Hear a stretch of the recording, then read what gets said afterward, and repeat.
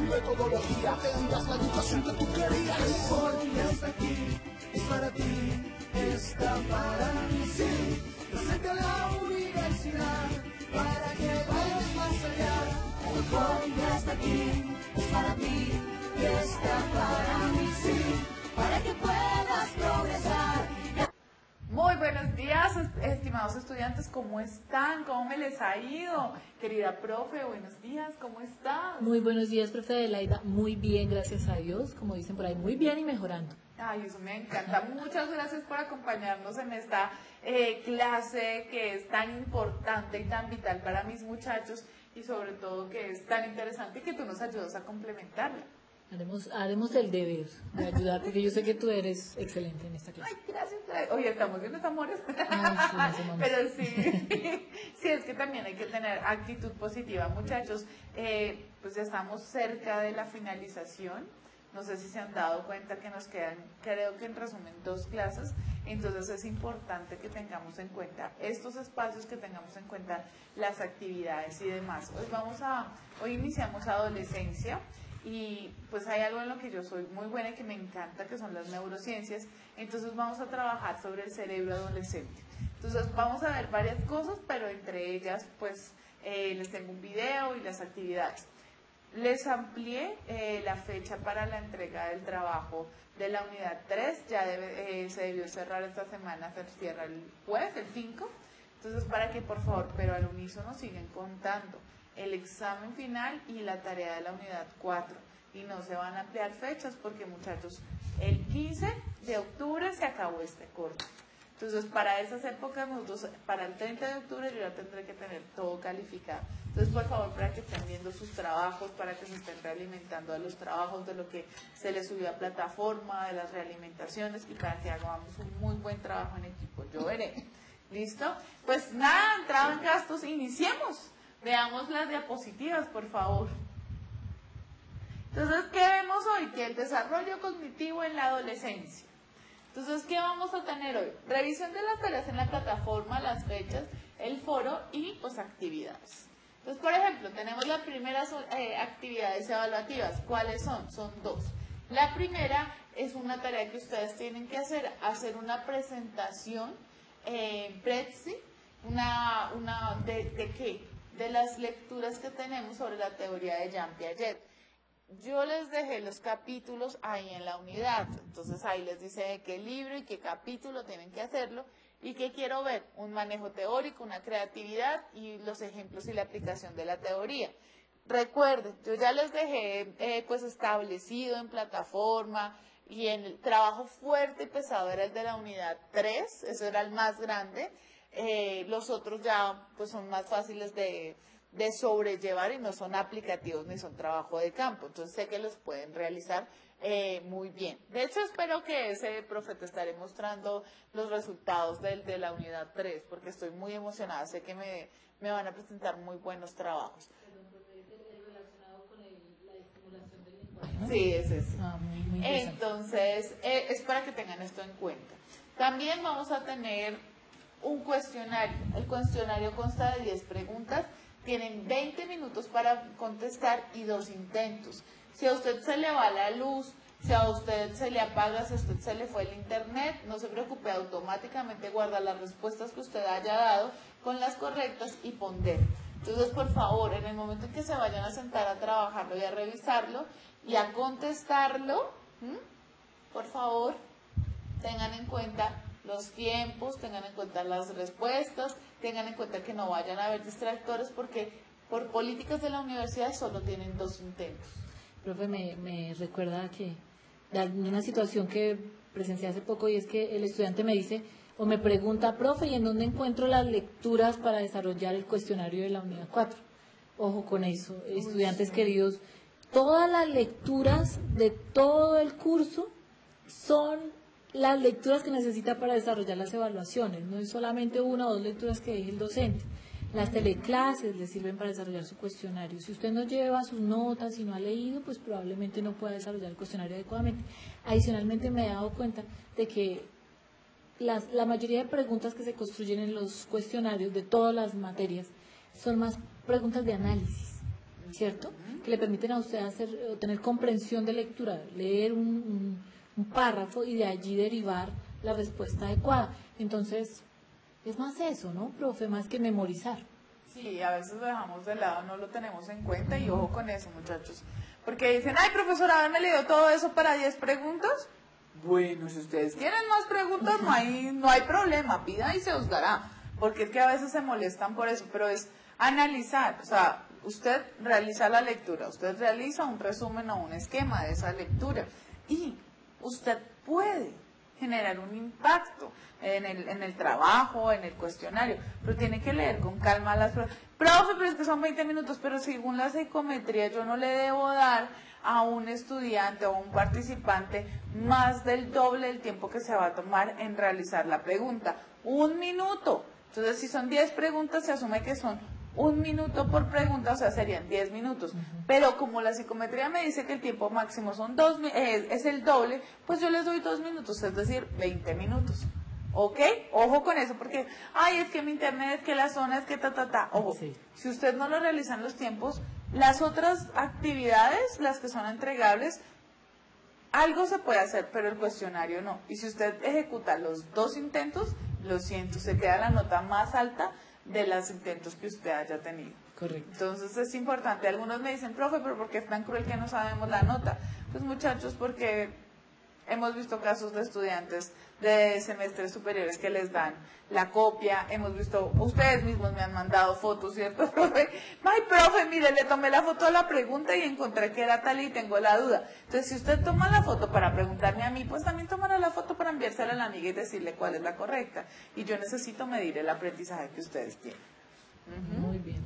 Listo. Sigamos entonces con nuestras diapositivas, por favor. Entonces, ya sabemos que está el examen. Y tenemos la pregunta orientadora de nuestro foro.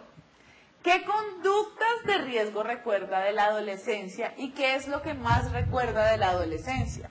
Entonces, cuando me refiero a conductas de riesgo, es esos comportamientos, esas conductas que se salían de la norma y ponían su integridad en riesgo. Por ejemplo, no sé si ustedes han visto, pues no era tan adolescente, la verdad, pero hay muchos que practican parkour. Es un deporte asiático en donde utilizan el cuerpo y el movimiento y el brinco y demás. Pero entonces ahora tenemos que los adolescentes están tomando conductas de riesgo y es que se suben a un edificio y para tomar una selfie interesante y mostrando que están haciendo algo, se ponen en la terraza y hay algunos que no han alcanzado a sujetarse y se han caído. Por ejemplo, bueno, creo que era a finales del año pasado, hubo un evento de un deportista extremo. Esos edificios no son como los de acá, que son 48 pisos, son 120, 140 pisos. Y pues el muchacho estaba brincando en la terraza, otro lo estaba grabando, la novia lo estaba grabando, y se ve como él se coge de la terraza así, se agarra así, y se deja caer, o sea, no se suelta, empieza a hacer flexiones. Entonces, en un edificio que tiene 140 pisos, ¿no? Haciendo flexiones sin los mínimos de seguridad. O sea, no había una cuerda, no había un amigo al frente que lo cogiera, ¿no? Porque yo estoy acá y mi compañero está en el piso al lado grabándome. Y hay un momento en que ya el cuerpo no le da, sea por la gravedad, trata de subirse para reincorporarse y ganar el reto y cae al vacío. Y se iba a casar con la novia, ¿no? Entonces queda uno como, ok, esas conductas, ¿hasta dónde? A eso me refiero en conductas de riesgo. Ay, no, vamos a hacer tal actividad, listo, tirémonos a la piscina, nos vamos a tirar desde el, ¿cómo se llama esto? Desde el techo de la casa, ay, Dios mío, uno los ve. O estoy tomando y me meto a la piscina con el trago en la boca, entonces la botella de vidrio. Todo ese tipo de conductas que de pronto nosotros creíamos que nos hacía el macho alfa dominante, pero a la hora del té, ¿cómo nos pudo haber afectado? ¿Sí? Generar muchísimo daño a nivel físico, daño para la vida, ¿no? Me recuerda, profe, que la interrumpo, estos retos que hacían a través de WhatsApp, esos grupos que se formaban, en donde hacían unos retos que los llevaban incluso a la muerte. Dios santo. Por ejemplo, hay un reto que hace poco se dio, que era el de grabarse colgándose. Entonces, Dios para ver mío. quién podía aguantar cuánto tiempo pidiendo, esperando a pedir ayuda, o cuánto tiempo podía aguantar asfixiándose. Y los papás entraban y veían el celular grabando y el chinito ahí colgado porque no pudo pedir ayuda, o sea, se ahorcó tanto que ya sí, no pues, pudo tanto hacer ruido. sonido y terrible. O hay un juego muy común en Estados Unidos que yo no lo entiendo. O Es que sea, de hecho, en seriamente. ese nivel de madurez, ya comprender esas cosas, para nosotros los adultos, eso es absurdo. Sí, entonces muestran que allá las armas son muy comunes, son muy fáciles de acceder, cualquiera. Ustedes entran a un supermercado como El Éxito y allá hay la sección de armas, usted puede encontrar de casa, para la protección personal, usted puede encontrar lo que quiera y se lo puede llevar sin problema, no es difícil. De hecho, la Constitución dice que tienen derecho a utilizar arma y que nadie lo va a atacar. Entonces los muchachos se ponen a jugar con escopetas, ¿sí? Pero esas escopetas que vienen cargadas, hacen un círculo y a ver quién le dispara la pistola. Entonces han dado casos que los muchachos estaban alrededor, tiran la escopeta al piso y no se disparó, o si no está ahí, disparó y chao, lo mató a Dios cabeza. Terrible. Y dicen, ay, qué traumatizado, es que la vida es injusta. Y yo, ay, Dios mío. Entonces, ojo porque esas son conductas de riesgo que tenemos de adolescentes que muchas veces no medimos, que volvemos al tema de la soledad, del seguimiento, de que dónde están los padres, dónde están los hermanos, dónde está la red de apoyo, ¿sí? Dónde está el establecimiento de límites. ¿Ok? Porque es que muchas veces no les dejamos, les decimos, he tenido mamás que, ay no, es que él tiene que saber, él tiene que fluir, él tiene que explorar su creatividad y su entorno. Yo, señora, está subido en el techo del colegio, se llega a caer y déjalo fluir. Déjalo fluir, es que yo estoy que me tuvo, le doy unos cuantos huetazos a él, a la mamá, porque se cae y se rompe algo y ahí de quién va a ser la culpa. De nosotros. Estos son el tipo de conductas de riesgo a las que me refiero. Ahorita uno las toma como, ay, qué curioso, ay, qué chistoso, ay, pero a la hora del té. Yo me acuerdo que la pelatuna, mejor dicho, la conducta de riesgo más grande que hice una vez, estábamos en los llanos y había una cosa de abejas, un panal, y nos pusimos a molestarlas. Qué picada tan De hecho, esas eran terrible. las conductas de riesgo más Sí. dramáticas que hacíamos nosotros en nuestra época, aún asumiendo que nosotros, pues ahora somos mal llamados millennials, ¿no? Ajá. Y se supone que los millennials son los que menos estrategias tienen para enfrentar la vida. Pero Pero- mira, en mi condición de disque millennials, a mí se me hace absurdo todas estas conductas de riesgo que tienen los adolescentes hoy en día. Sé y soy muy consciente de que están relacionadas con los cambios a nivel neurológico. Pero, profe, son extremas. Son Sí. extremas. O sea, la verdad hay unas cosas que yo digo, ok, y es algo que tenemos que trabajar en esa conducta y sobre todo hay que moderarlos. He visto casos y he tenido casos en donde el adolescente tiene una conducta de riesgo fuertísima y lo que necesitaba era un abrazo.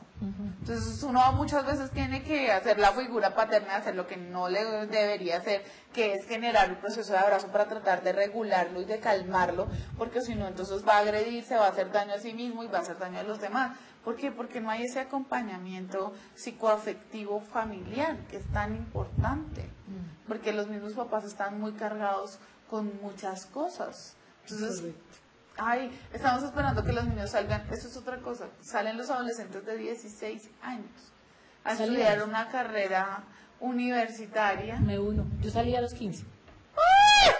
Yo ni les digo a la edad que salí, no es así, pero salen, no, y actualmente los niños salen hablando tienen una cantidad de conocimientos, salen inglés, manejan no sé qué, FIFEMAS, todas las tecnologías y demás, pero no se manejan a sí mismos. Entonces, ahí vemos. Y la otra pregunta del foro, nos emocionamos en este debate, y la otra pregunta que nos hacemos es, ¿qué es lo que más recuerda del adolescente, de su adolescencia? ¿Qué fue esos eventos, esos sucesos que más les llamaron la atención en su adolescencia? Bonita pregunta. Sí, bueno, vamos entonces a los principios generales del desarrollo.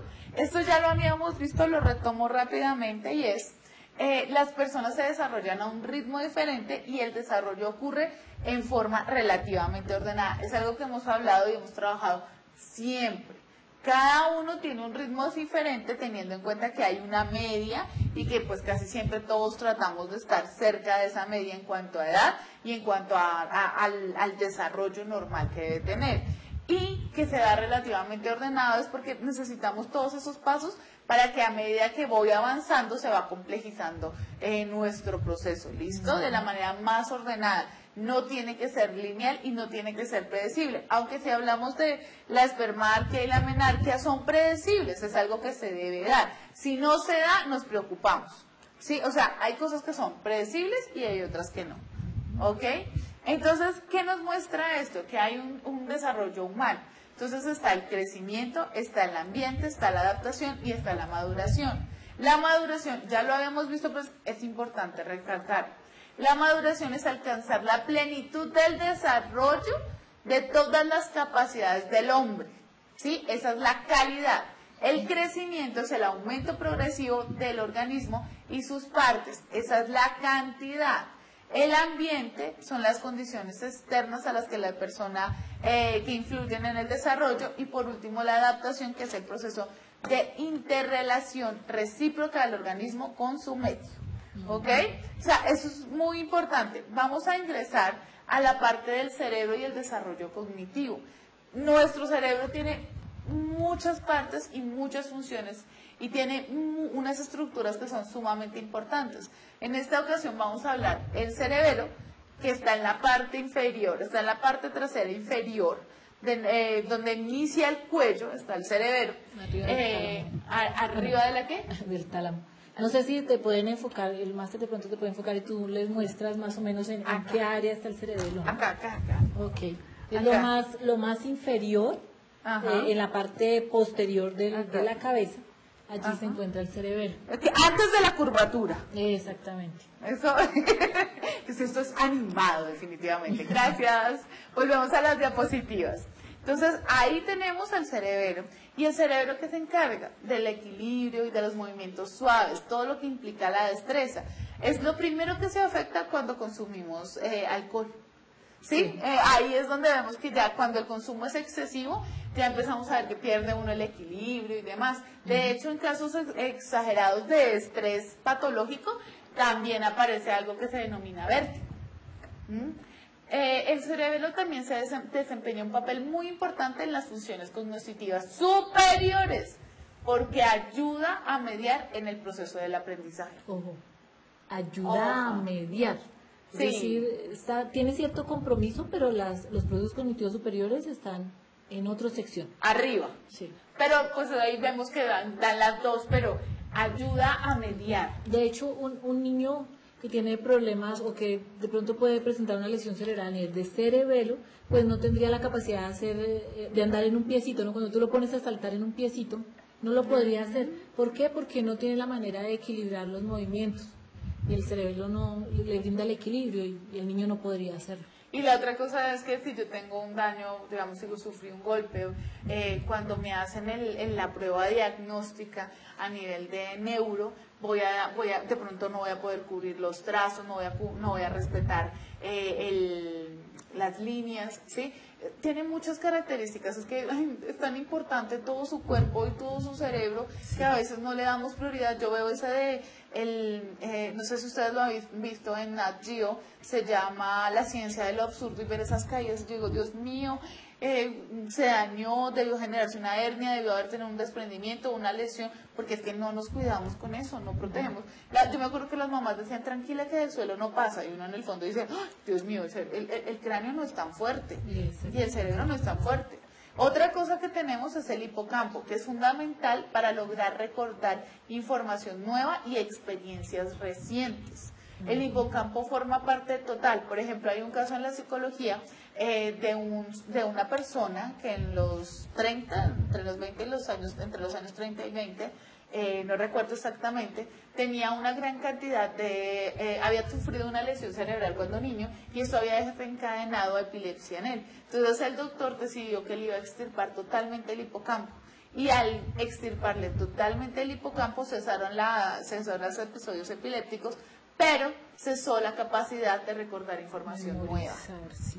Sí, solamente tenía 15 minutos de información y ya, pero no recordaba, ni siquiera recordó, él se quedó en los 25 años. Él no recordaba qué etapas o qué. La amígdala, que no es la que ustedes tienen en la garganta, ¿sí? Eso es muy importante porque hasta yo lo pensé en mi primera clase de psicología cuando me hablaron de la amígdala.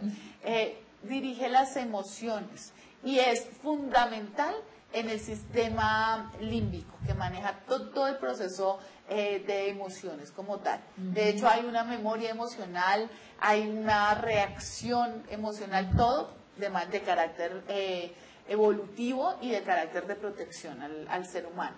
Correcto. El tálamo se relaciona con nuestra capacidad para aprender información nueva, en especial la de tipo verbal. ¿Listo? Y la formación curricular. La formación reticular tiene un papel muy importante en lo que es atención y el estado de alerta. ¿Por qué? Porque bloquea ciertos mensajes y envía otros a los centros cerebrales para cerebrales más elevados para su procesamiento. Es decir, que cuando yo tengo el celular, cuando yo tengo el televisor, cuando yo tengo el juego y demás, estoy generando una alteración en el cerebro y estoy poniendo a la pobre formación reticular a tener que trabajar el triple porque pues no estoy permitiéndole que haga su labor o su función porque la estoy sobresaturando. Muy bien. Eso es algo que pasa. Yo veía a mi sobrina viendo El Príncipe del Rap y jugando un juego al mismo tiempo en la misma pantalla y les dije, no hagan eso, porque me dijo, ay, pero es que yo escucho música y puedo estudiar. Y una cosa es tener estímulos auditivos mientras juegas y otra cosa es tener dos estímulos visuales, necesidad de de dividir la atención, de dar respuesta, y lo que va a hacer es que voy a tener un cerebro sobresaturado y voy a estar cansada y no voy a hacer bien las dos cosas. Correcto. Pero no hicieron caso. Profe, yo veo el cerebro como uno solo, ¿cierto? Es que es uno solo. Aunque está dividido en secciones, así como nos las estás enseñando, si una sección falla, las demás pueden fallar, ¿cierto?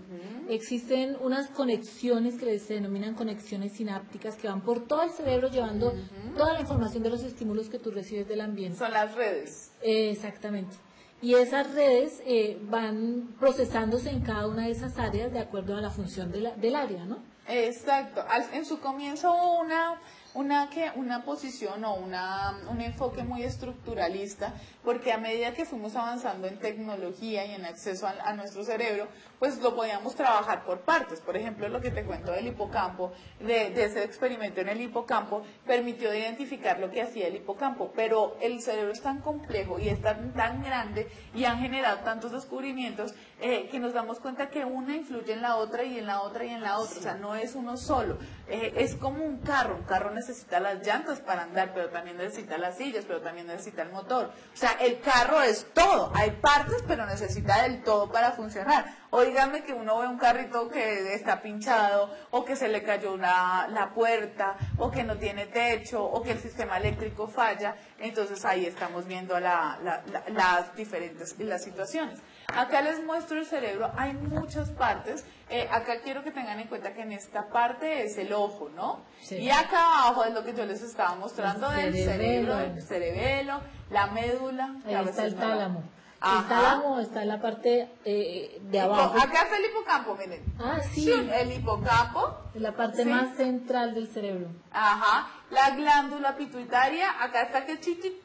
Relacionada con el crecimiento. El tracto óptico, todos dirán, ay, pero porque acá está, este es el nervio óptico. ¿Sí? Acá, miren, profe, acá tú estás diciendo, el verde está el tálamo. ¿Sí? Y acá vamos viendo, acá está el cerebelo, acá está la médula espinal, acá está la espina dorsal, acá está la substancia negra. Si se dan cuenta, hay muchas partes importantes acá.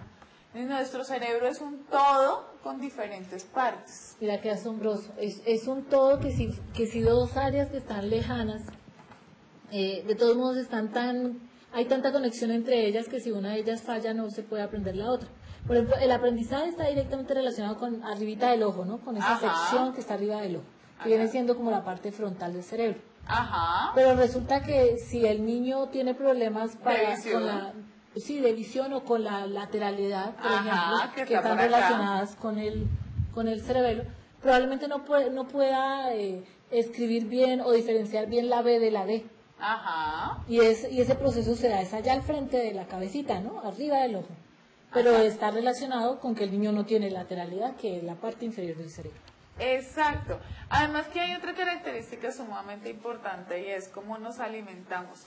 La alimentación que le damos, la cantidad de sueño que le damos, las actividades al aire libre, lúdicas que le damos, la oxigenación, todo forma parte de este hermoso órgano, porque es un órgano y que necesita ser ejercitado.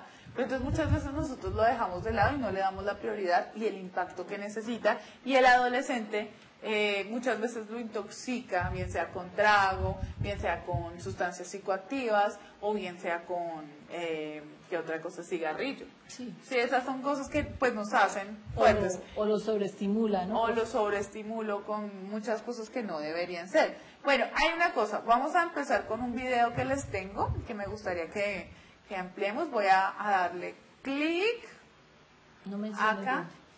bien. Y después vamos a trabajar, a completar lo que estábamos viendo. Entonces, vamos. Cerebro adolescente, entre aislarse y gustar. ¿Es inevitable la crisis de la adolescencia? ¿Por qué no afecta por igual a chicos y chicas? ¿Qué es genético y universal? ¿Qué es cultural y educacional en las conductas de riesgo de algunos adolescentes? Las neurociencias pueden dar hoy respuesta rigurosa a esas y otras cuestiones. La adolescencia se caracteriza por el crecimiento físico y psicológico de la persona. Es la fase del desarrollo humano entre la infancia y la edad adulta. Para comprender mejor cómo y por qué se producen esos cambios, analicemos el proceso de maduración cerebral. Desde que somos concebidos, los órganos de nuestro cuerpo se forman armónicamente y maduran poco a poco. El cerebro sigue desarrollándose de forma gradual durante la infancia y madura en la adolescencia por áreas, siguiendo un proceso ordenado que comienza en la nuca y avanza hacia la frente. El patrón de formación y maduración de las diversas áreas depende del sexo, ya que todas las células del cerebro o llevan el par de cromosomas XX o el par XY. El tamaño de diversas áreas es ya diferente en el tiempo de la gestación. En los primeros años de la juventud, esta onda de maduración alcanza las áreas frontales que controlan y aunan lo afectivo y lo cognitivo. Al comienzo, el cerebro está formado solo por materia gris. La maduración consiste en el proceso de convertir materia gris en materia blanca. La materia gris está formada por las neuronas que desarrollan sus conexiones produciendo múltiples ramificaciones, dendritas y axones, en busca de otras con las que conectar para conducir y procesar la información. El cerebro alcanza su máximo tamaño al final de la infancia. Después permanece constante, pero cambia su estructura. La adolescencia es un momento crucial para la maduración de la personalidad, ya que el cerebro se reordena. Unas áreas crecen, otras se reducen mediante una especie de poda de las ramificaciones que elimina lo superfluo, y otras se reorganizan. Se modelan las conexiones entre neuronas en la llamada sinapsis. Al mismo tiempo, se van protegiendo los axones con una funda de mielina para mejorar la conducción de la información. Poco a poco, estas terminaciones se van uniendo a otras formando fibras y fascículos. De esta forma, aproximadamente de los 8 a los 18 años, la sustancia gris se va convirtiendo en sustancia blanca, como una onda que alcanza en distintos momentos las diferentes áreas del cerebro. Al mismo tiempo que ocurre este proceso, se perfeccionan las facultades cognitivas, la capacidad de estudio, lectura, memoria, etc. Se ha llegado a establecer un patrón universal del desarrollo arquitectónico y funcional del cerebro en función de la edad cronológica. Los lóbulos parietales, encargados de la coordinación del movimiento, maduran primero. Después, maduran las áreas que procesan los estímulos sensoriales. El desarrollo continúa en áreas de los lóbulos frontal y temporal, encargadas de procesos cognitivos y emocionales. Y finalmente, la onda de maduración alcanza la corteza prefrontal implicada en el control de los impulsos, el juicio y la toma de decisiones. Este patrón universal muestra las diferencias naturales en la maduración del cerebro de las chicas y los chicos, lo que se debe a que las hormonas de la pubertad se producen a edades diferentes y de forma distinta, cíclica en las chicas y continua en los chicos. En las chicas maduran más rápidamente las regiones de la corteza frontal que procesan el lenguaje, el control del riesgo, la agresividad y la impulsividad. En los chicos, las regiones del lóbulo inferior parietal, cruciales para las tareas espaciales. También difieren el hipocampo y la amígdala cerebral de ambos, contribuyendo a las diferencias de desarrollo cognitivo y social durante la adolescencia. El cerebro de los primates madura de la nuca hacia su minúscula frente, de forma que los cambios de la organización arquitectónica de la corteza cerebral se traducen únicamente en una mayor y mejor conexión entre neuronas. Pero los animales no tienen crisis de adolescencia. Solo los seres humanos están permanentemente abiertos a las influencias de la educación, la relación con los demás y sus propias decisiones. Toda experiencia humana deja huella y produce cambios persistentes en los patrones de las conexiones neuronales del cerebro, específicas y propias de cada uno según la historia de su vida. El cerebro adolescente es inestable por los rápidos cambios que permiten el paso del cerebro infantil al cerebro joven. En esta etapa se produce la transición desde la dependencia del núcleo familiar a la independencia a través de las relaciones interpersonales y sociales. La maduración conlleva cambios emocionales, mentales, psicológicos y sociales, influidos por las hormonas sexuales, cuya concentración se incrementa dramáticamente con la pubertad. Aumenta el interés por la actividad sexual. Se experimentan cambios en la motivación, los impulsos y las emociones. En definitiva, se altera el mundo afectivo personal en una etapa en que los sistemas que integran las emociones en las decisiones racionales aún está madurando. Por otra parte, se establecen los circuitos que permiten la memoria autobiográfica, imprescindible para la formación de la propia identidad. Se despierta en los adolescentes el querer saber quién soy y cómo soy.